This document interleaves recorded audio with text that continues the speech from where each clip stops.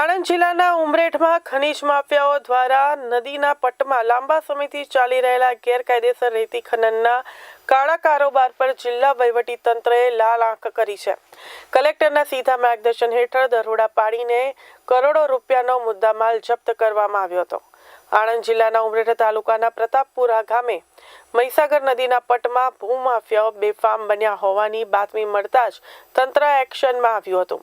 જિલ્લા કલેક્ટર પ્રવીણ ચૌધરીની સૂચનાથી આણંદ પ્રાંત અધિકારી, ઉમરેઠ મામલતદાર અને ખભોળજ પોલીસની સંયુક્ત ટીમ આકસ્મિક રેડ પાડી હતી. આ રેડ દરમિયાન નદીના પટ્ટમાં ગેરકાયદેસર ખનન થતું હોવાનું રંગે હાથ ઝડપાયું હતું.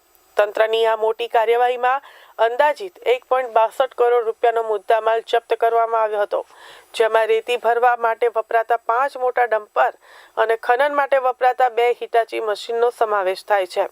આ તમામ વાહનોને ખંભોળજ પોલીસ સ્ટેશન ખાતે સોંપવામાં આવ્યા છે.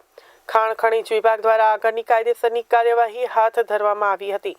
તો ભૂમાફિયાઓ સામે તંત્રની આ ઝુંબેશ આગામી દિવસોમાં પણ સતત ચાલુ રહેશે તેવા સ્પષ્ટ સંકેતો કલેક્ટર દ્વારા આપવામાં આવ્યા છે. પ્રતાપપુરામાં થયેલી આ કાર્યવાહીથી ગેરકાયદેસર રેતી ખનન કરતા તત્વોમાં ભારે ફફડાટ વ્યાપી ગયો હતો.